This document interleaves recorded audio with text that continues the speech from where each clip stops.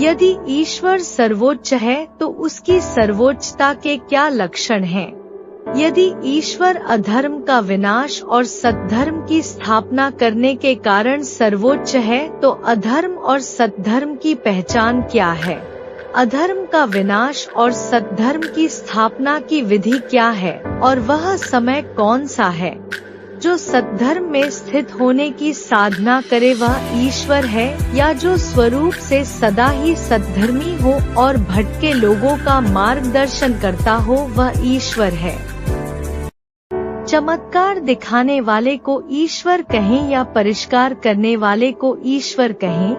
मृत को जिंदा करने वाले को ईश्वर कहें या जीवित को दिव्य संस्कार देकर नवजीवन प्रदान करने वाले को ईश्वर कहें, भविष्यवक्ता को ईश्वर कहें या कल्याणकारी भविष्य का निर्माण करने का मार्गदर्शन देने वाले को ईश्वर कहें, संसार का त्याग सिखाने वाले को ईश्वर कहें या विकृत संस्कारों का त्याग सिखाने वाले को ईश्वर कहें, भविष्यवक्ता को ईश्वर कहें या कल्याणकारी भविष्य का निर्माण करने का मार्गदर्शन देने वाले को ईश्वर कहें, संसार का त्याग सिखाने वाले को ईश्वर कहें या विकृत संस्कारों का त्याग सिखाने वाले को ईश्वर कहें, शारीरिक निद्रा का त्याग कराने वाले को ईश्वर कहें या आत्मा की अज्ञान निद्रा का त्याग कराने वाले को ईश्वर कहें,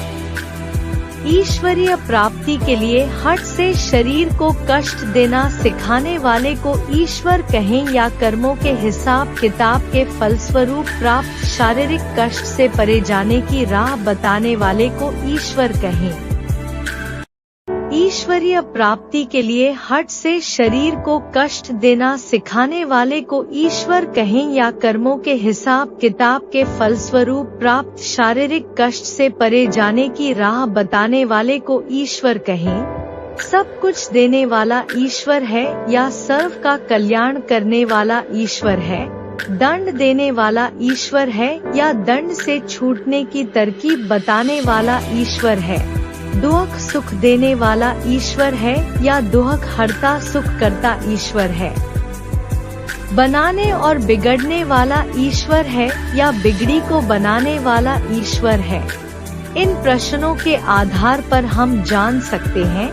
कि परमात्मा ईश्वर कौन है।